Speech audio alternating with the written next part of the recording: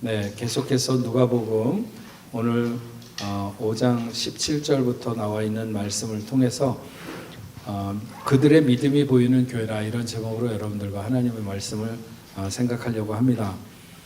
오늘 말씀에 보면 한 중풍병자라고 할 때 이 중풍이라고 하는 한자는 바람 풍자에다가 가운데 중자를 써서 말 그대로 하면 가운데 바람 이런 정도 되겠지만, 우리가 생각하는 그 바람은 아닙니다.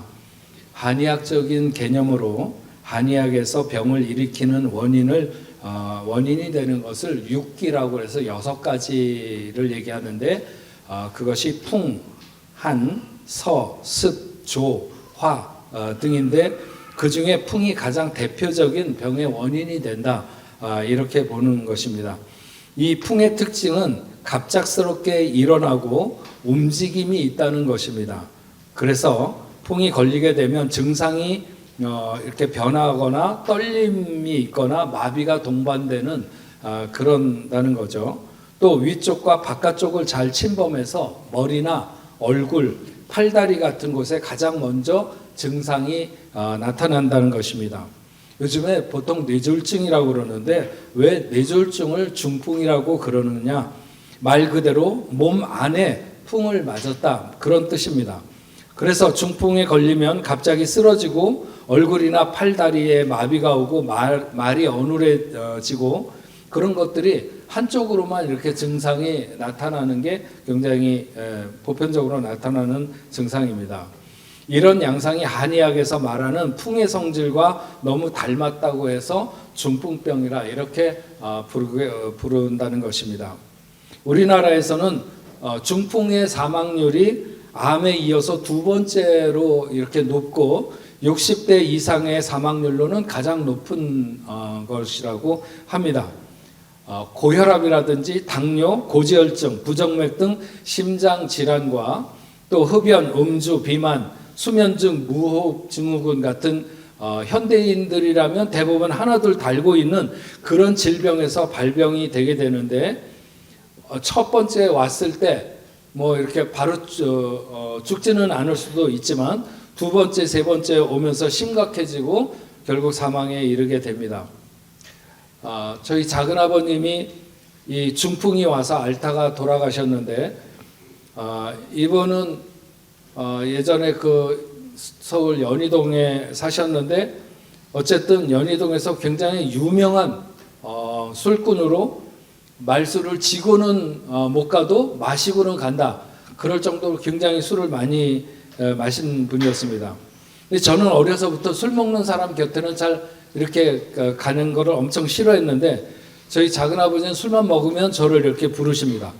그러면서 우리 집안의 장손이라고 그러면서 그분이 술 먹고 자주 하는 게 이렇게 시계를 풀러주는 겁니다.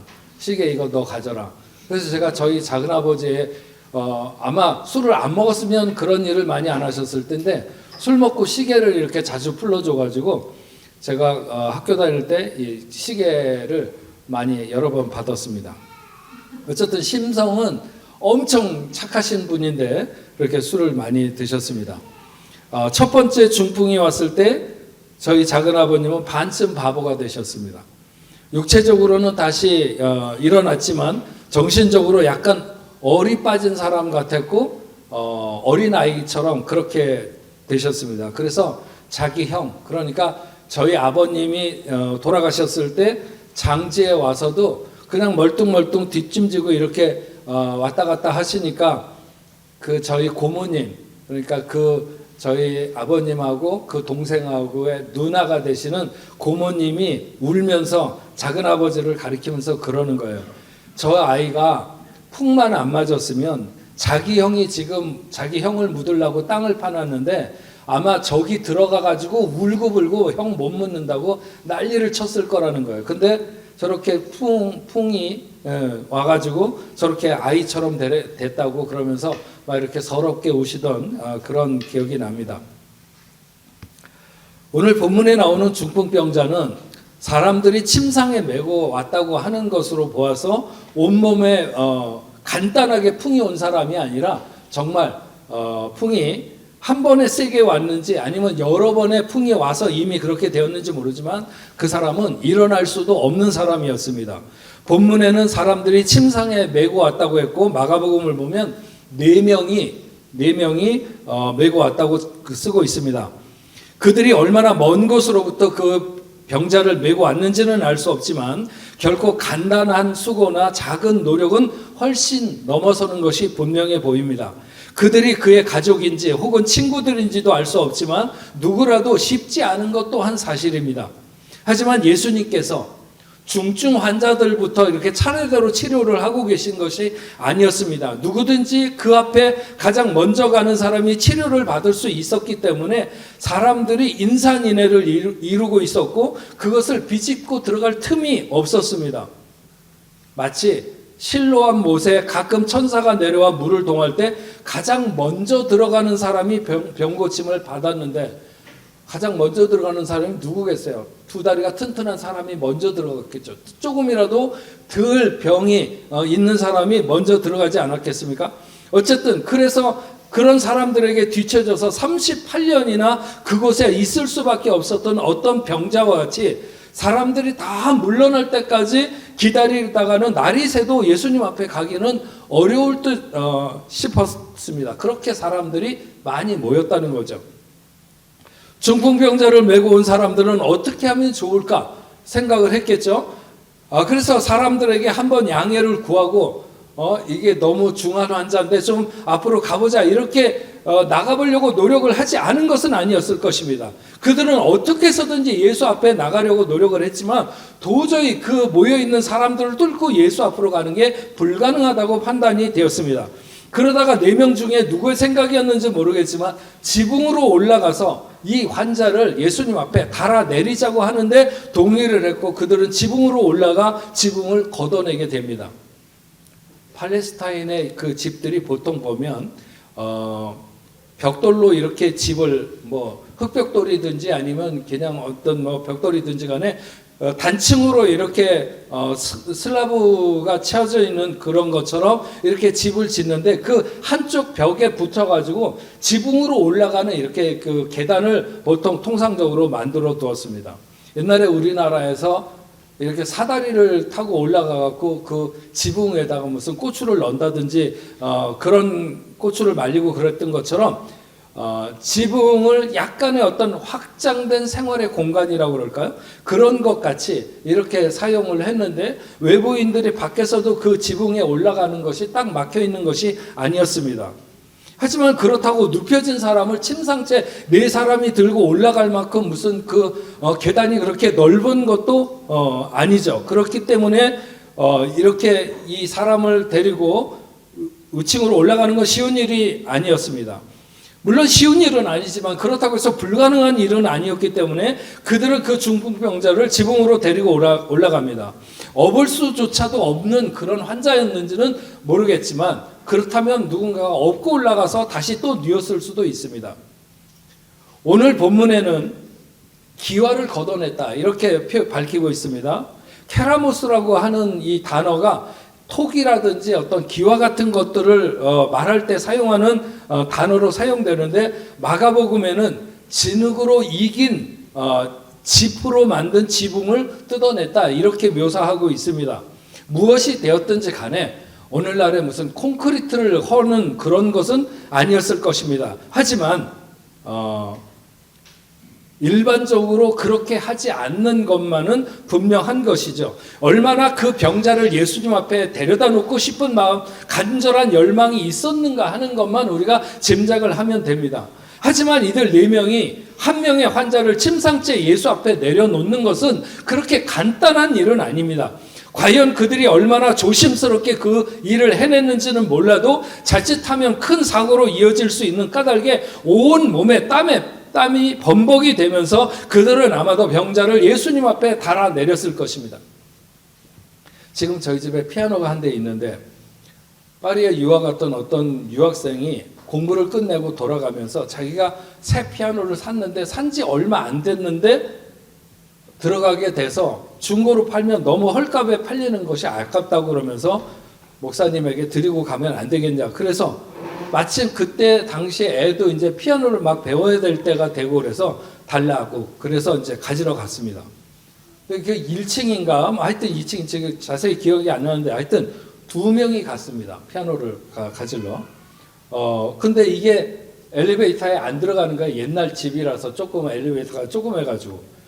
그래서 그것을 계단으로 이렇게 돌아가는 계단으로 2명이 피아노를 가지고 내려오다가 하여튼 전 지금도 그 생각만 하면 아찔합니다. 예.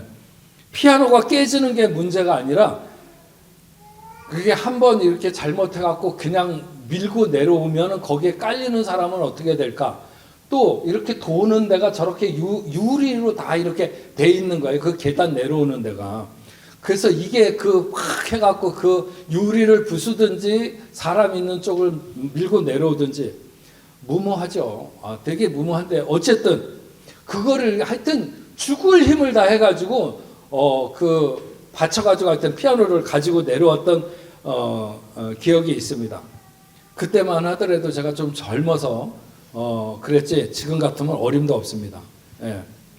어쨌든 분명히 그 병자를 내려보내는 밑에는 이렇게 널찍하게 공간이 있지는 않았을 것입니다.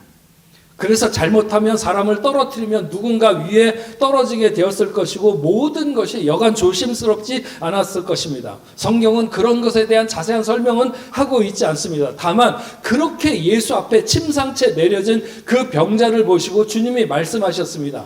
예수께서 그들의 믿음을 보시고 이르시되, 그들이라고 하는 것은 그 들고 온 사람들, 그 메고 온 사람들을 말하는 거죠. 지금 그 달아서 내린 그 사람들의 믿음을 보시고 이르시되, 예수께서 그들의 믿음을 어디에서 보셨다는 이야기일까요? 그들이 그렇게 지붕을 뚫고 병자를 내리는 모습에서 그들의 믿음이 읽혀졌다는 것일까요? 아니면 그들이 틀림없이 병자를 예수님 앞에 데리고 가면 예수님이 고쳐주실 것이라고 하는 믿음이 그들 속에 있었다는 것을 아셨다는 것일까요? 왜 그들의 선한 행위를 보시고라고 말씀하지 않고, 왜 그들의 뜨거운 사랑을 보시고라고 말씀하지 않으시고 그들의 믿음을 보시고라고 말씀하셨는가? 예수님 앞에 병자를 데리고 가면 틀림없이 고쳐주실 것이라고 하는 믿음이 그들에게 있었던 것이 분명해 보입니다. 바로 그 믿음이 그들의 그런 수고를 마다하지 않게 했던 것이죠. 주님은 그들의 남다른 열정과 수고를 보면서 그들이 얼마나 병자를 자기 앞에 세우기를 원했는지를 보셨던 것입니다. 예수님께서 그들의 믿음을 보시고 하실 때 그 믿음에 그 병자의 믿음도 포함되어 있었는가 하는 것은 분명치 않습니다.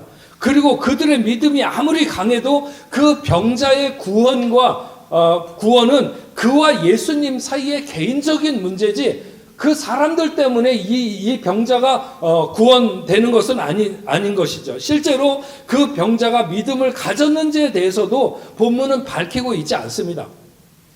다만 예수님께서 그를 치료하기로 선택했으며 그는 치료받아야 한다는 자신의 긴박한 필요성에서 절실한 눈으로 비록 누워있기는 했지만 아마 그런 눈으로 예수님을 바라보았을 것이 분명합니다. 그때 예수님께서 말씀하셨습니다. 이 사람아, 내 죄사함을 받았느니라. 지난주 설교에도 말씀드렸지만 사람들이 이 네 사람이 이 사람을 데리고 온 것은 죄사함을 위해서 그를 데리고 온 것이 아니었습니다. 중풍병이 고침을 받도록 데려온 거죠. 그럼에도 예수님은 이 사람아, 내 죄사함을 받았느니라 이렇게 하셨습니다. 중풍병자의 죄가 용서받았다는 선언이 그의 죄가 그의 병의 직접적인 원인이 되었다고 내포하고 있는 그런 말은 아닙니다.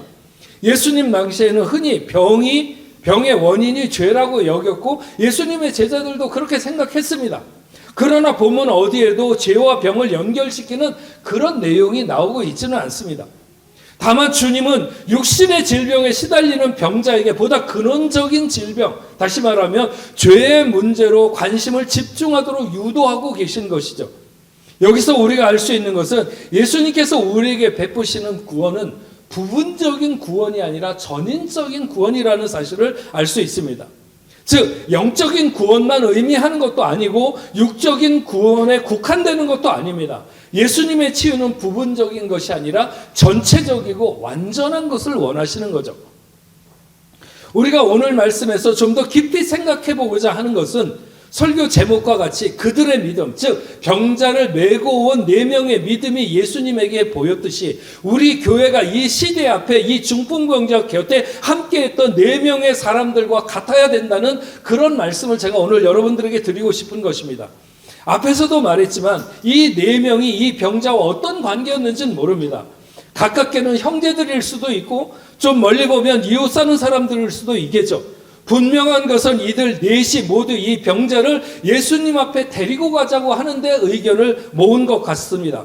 여기는 두 가지 마음이 동시에 있어야 하는데 하나는 그 병자에 대한 긍휼한 마음입니다. 이 병자에게 빌려준 돈이 있어서 이 사람이 죽으면 못 받을까 봐 그렇게 살려내려고 애를 썼던 것은 아니었을 것입니다. 그가 그렇게 죽어가는 것이 너무나도 안타깝게 생각했던 것이 분명하죠. 또 한 가지는 주님 앞에 가면 고칠 수 있다는 생각입니다. 우리 교회가 세상에 대해서 가져야 되는 생각이 딱 이런 것이죠. 하나는 죽어가는 사람들에 대한 안타깝고 불쌍한 마음을 우리가 가져야 합니다. 구원받지 못하고 죽어가는 영혼들을 보는 안타까움이 있어야 되는 것이죠. 또 다른 하나는 예수에게만 소망이 있다는 생각입니다. 그래서 예수에게 가면 된다, 예수에게만 가면 된다 하는 생각을 가져야 되는데 이런 뜨거운 생각이 우리에게 살아있다면 우리 교회는 살아있는 교회가 되는 것이고 이런 생각이 희미하면 우리 교회는 잠자는 교회가 되는 것입니다. 이 4명의 사람들은 다른 병자들이 낫는 것을 보았는지 아니면 소문을 들었는지 모르겠지만 분명 그들은 그것에 대한 믿음을 가졌습니다. 하지만 그 병자를 예수님에게 데리고 가는 것은 만만치 않은 일이었습니다. 침상째 들고 가자고 해서 4명이 한 구석씩 감당을 해서 그들은 병자를 데리고 예수님 계신 곳을 향해 갔습니다. 멀리서부터 얼마나 많은 사람들이 있는지 도무지 뚫고 들어갈 그런 그 길이 보이지 않았습니다. 이때 누군가 한 사람이 지붕 위로 올라가서 지붕을 뚫고 내리자는 의견을 내었고 그들은 모두 마음이 동해서 그렇게 하기로 합니다.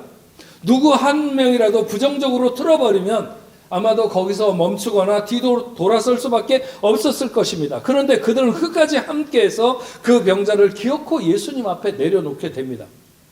그들의 믿음은 그들의 행위와 분리되지 않았다고 하는 것이 굉장히 중요한 포인트입니다. 그들의 헌신과 수고, 그들의 땀은 그들의 믿음을, 그들의 사랑을, 그들의 긍휼을 그대로 드러냈습니다. 그들은 비록 그 병자의 죄를 해결하려고 메고 온 것은 아니지만 그들의 수고와 사랑을 주님은 그냥 질병 하나 고쳐주는 것으로 끝내고 싶지 않으신 거죠. 그래서 내 죄사함을 받았느니라 이렇게 말씀하셨습니다. 그리고 일어나 자리를 들고 걸어가라고 하신 것은 마치 보너스와 같은 은혜로 그에게 더 주신 것이죠. 요즘의 교회는 그 사랑에 대해서 그 믿음이 세상을 향한 긍휼이 너무 말의 성찬인 시대를 맞고 있다는 것이죠. 하지만 성도의 사랑은, 성도의 믿음은, 성도의 긍휼은 땀으로 나타나야 한다는 것입니다. 간혹 제가 얘기하는 것이지만 성경에 나오는 선한 사마리아인에 대한 이야기를 수많은 화가들이 그렸는데 그 중에 가장 많은 화가들이 잡은 그 장면은 강도 만나서 거의 죽게 된 사람을 말에 태우는 장면입니다. 고흐를 비롯해서 수많은 유명한 화가들이 그 장면을 그렸습니다. 왜냐하면 진정한 사랑과 긍휼은 말에 있지 않고 거의 죽어서 늘어진 사람을 말에 태우는 것만큼이나 땀을 흘려야 실제적으로 될 수 있는 일이라고 하는 것이죠. 오늘 말씀에서 그 병자를 데리고 온 4명은 그렇게 그를 데리고 그 집 앞에까지 온 것으로만 해도 대단할 수 있습니다. 그들도 자기들이 할 만큼 했고 더 이상은 어쩔 수 없다고 돌아설 수도 있습니다. 하지만 그들은 지붕으로 환자를 옮기느라 땀을 쏟아야 됐고 또 지붕을 뜯어내고 그를 내리느라고 땀을 쏟아야 했습니다. 먼지가 나고 사람들은 밑에서 뭐하는 짓이냐고 짜증을 냈을지도 모릅니다. 그러나 그런 그들의 모습을 주님은 묵묵히 다 보고 계셨고 그들의 중심이 무엇을 위해서 저렇게 멈추지 않고 움직이는가 하는 것을 보신 것이죠. 그래서 주님은 그들의 믿음을 보셨다 이렇게 말씀합니다. 이런 표현은 성경에 거의 없는 표현입니다. 예수님이 너무 감동하셨다는 이런 표현이기도 한 것이죠. 우리 교회가 이 시대를 구원하는 그 역사를 어떻게 이룰 수 있을까? 바로 이 중풍병자를 데리고 예수님께 나아가던 그들의 믿음이 보이는 교회가 되면 된다고 생각합니다. 하나님은 우리에게 세상을 구원하라고 말씀하시지 않았습니다. 구원은 내가 할 테니 너희는 그들을 데리고 오라고 그렇게 말씀하고 계신 것이죠. 엘리사의 시대에 사마리아 성에 기근이 들어서 사람들이 자기 자식을 잡아먹는 그 절망의 순간을 맞았습니다. 그때 성문 어귀에 4명의 나병 환자들이 있었습니다. 그들이 어떻게 우리가 이대로 여기서 앉아서 굶어 죽겠느냐. 그래서 그들은 아람 군대가 있는 곳으로 나가게 됩니다. 하나님은 그 4명의 나병 환자들의 발소리를 아람 사람들이 군대 두려워하는 그 군대 1000만의 군인들의 발소리처럼 듣게 하셔서 그들이 그냥 저녁을 하다가 그랬는지 다 그냥 두고 혼비백산을 하고 다 도망갔습니다. 그들이 나병 환자들 4명이 가보니 천지에 먹을 것이 쌓여 있었고 아람 군대는 다 도망가고 한 명도 남아있지 않았습니다. 그들은 다시 사마리아 성으로 돌아와서 그 기쁨의 소식을 전하게 됩니다. 그 나병 환자 4사람은 사마리아 성의 모든 사람들을 그 기근으로부터 해방하는 생명의 전령이 되었다 이렇게 볼 수 있는 것이죠. 그들이 아람 군대를 향해서 나갈 때 비록 4명의 환자가 발을 끌고 갔는지는 모르겠지만 수많은 군사들의 발걸음 같은 소리가 나게 하셨고 그들이 사마리아 성으로 돌아올 때는 온 성의 사람들을 살리는 생명의 걸음이 되었다고 하는 것입니다. 중풍병자를 메고 예수님께 나갔던 이 4명의 사람들은 성경에 그 많은 사람들 중에 이름도 알려지지 않은 그런 무명의 사람들입니다. 그들은 가까운 사람의 아픔을 고치고자 그를 살려보고자 그를 데리고 예수님에게 나갔지만 그들이 가진 그 진정성, 그들이 가진 그 진실한 태도, 그 긍휼한 마음, 또 예수님을 향한 믿음이 놀라운 구원의 역사를 이루었다고 하는 것입니다. 그래서 오늘 말씀 25절, 26절에 이렇게 기록하고 있습니다. 그 사람이 그들 앞에서 곧 일어나 그 누웠던 것을 가지고 하나님께 영광을 돌리며 자기의 집으로 돌아가니 모든 사람이 놀라 하나님께 영광을 돌리며 심히 두려워하여 이르되 오늘 우리가 놀라운 일을 보았도다 하니라. 사랑하는 뽕네프 성도 여러분, 성도는 오늘 병자를 같이 메고 온 이 4사람, 딱 이 사람들과 같이 믿음이 보이면 된다고 생각합니다. 비록 그들은 자기들과 가까운 그 아픈 사람이 질병에서 노인받기를 소망했지만 하나님은 그 소원을 들으실 뿐만 아니라 그의 영원한 생명을 허락하시고 그리고 하나님의 영광을 드러내시게 됩니다. 우리 교회가 그리고 오늘 이 자리에 함께 나와서 예배하는 여러분들이 바로 이런 믿음을 보이는 그런 여러분들, 그런 뽕네프 교회가 되기를 주의 이름으로 축원합니다. 우리 같이 찬양하겠습니다. 오늘 말씀 생각하면서 우리를 사용하소서. 우리에겐 소원이 하나 있네. 주님 다시 오실 그날까지 우리 가슴에 새긴 십자가 사랑 나의 교회를 사랑케 하네. 교회를 향한 우리의 마음과 희생과 포기와 가난과 고난, 하물며 죽음조차 우리를 막을 수 없네. 우리 교회는 이 땅의 희망. 우리 같이 함께 찬양하겠습니다.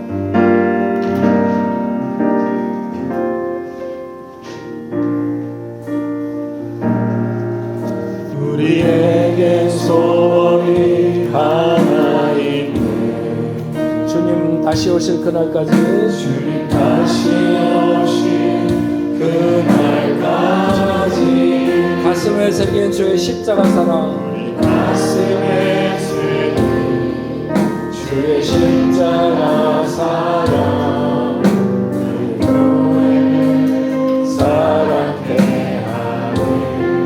주의 교회를 향한 우리 마음, 주의 교회를 향한 우리 마음 희생과 포기와 가난과 고난, 포기와 가난과 고난 하물며 죽음조차 우리를 막을 수 없네. 우리 교회는 이 땅의 희망. 교회를 교회되게, 예배를 예배되게,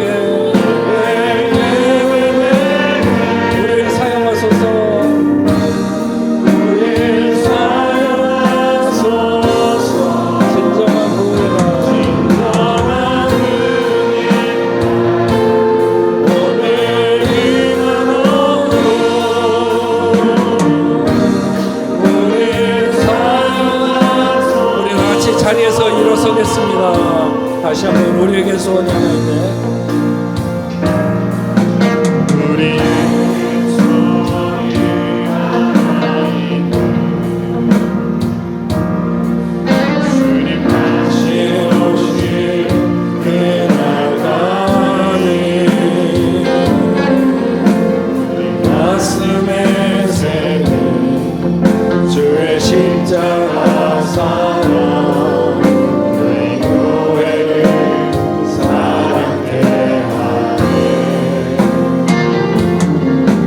주의 교회를 향한 우리 마음 희생과 포기와 희생과 포기와 가난과 고난 하며 주는 자 내 막은 소원에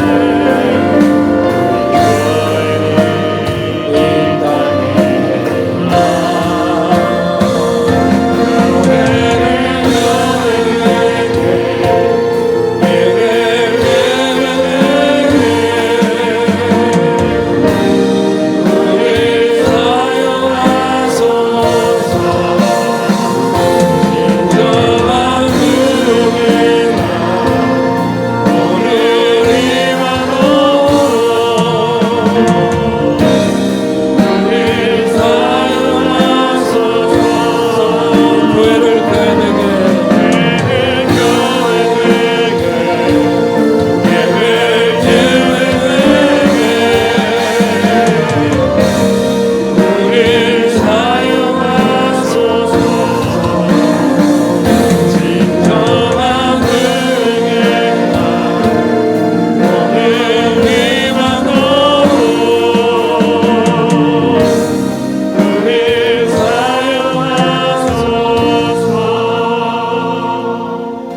전능하신 하나님 아버지, 오늘 저희들이 누가복음을 통해서 들은 말씀, 거기에는 정말 절망할 수밖에 없는 중풍병이 너무 깊은, 그래서 어쩌면 죽을 날을 기다리고 있는 사람이었는지도 모릅니다.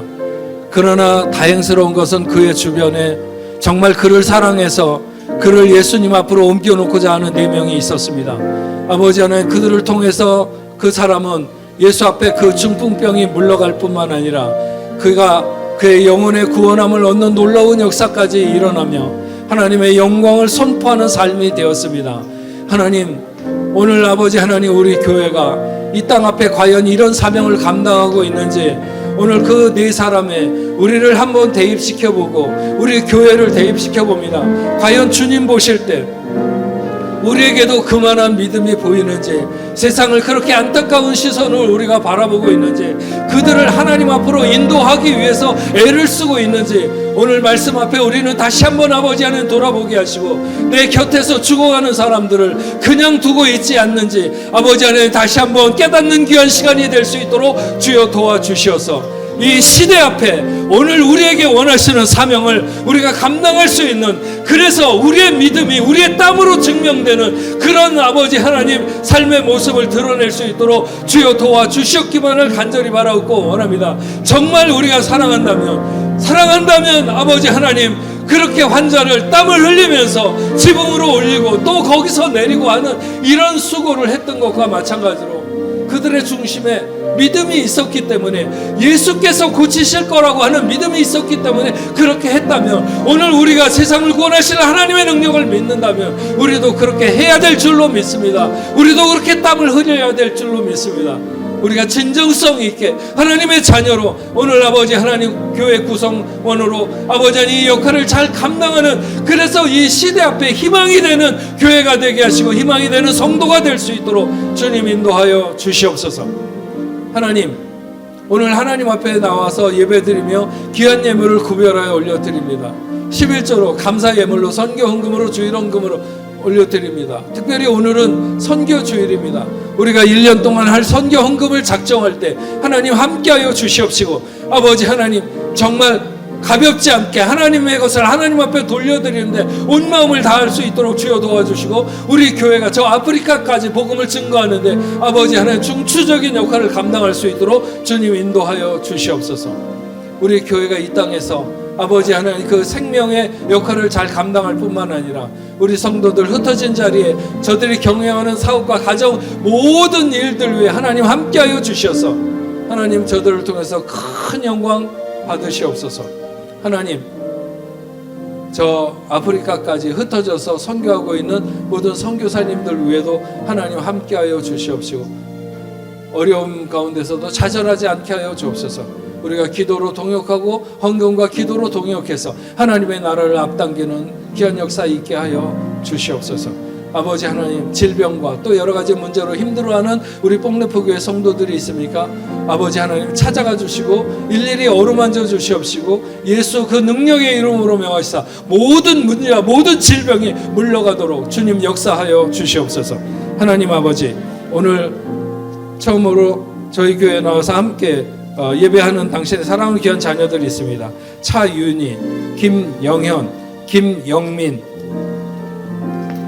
이예원, 최윤희, 이종수,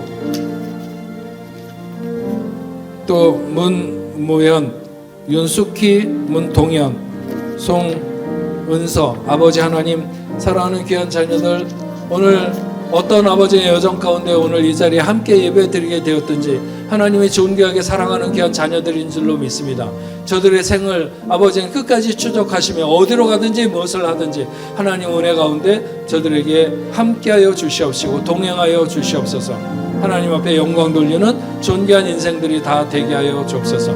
우리 뽕네프교의 모든 성도들 아버지 안에 어디에 흩어져 있든지 동일한 은혜로 함께하여 주시옵시고 한 주간도 평안한 가운데 기쁨 가운데 저들의 생활을 지켜 주시옵소서. 이제는 우리 주 예수 그리스도의 은혜와 하나님 아버지의 크신 사랑과 성령님의 감화 감동 위로 교통하심이 오늘 하나님 앞에 나와서 말씀 앞에 결단하고 그렇게 살아가기로 다짐하는 당신의 사랑하는 자녀들과 저들의 가정과 직장과 두고 온 고국교회 세계 만방에 흩어져 복음을 전하는 모든 선교사들과 그 사역지 위에 이제로부터 영원토록 함께 있을지어다. 아멘.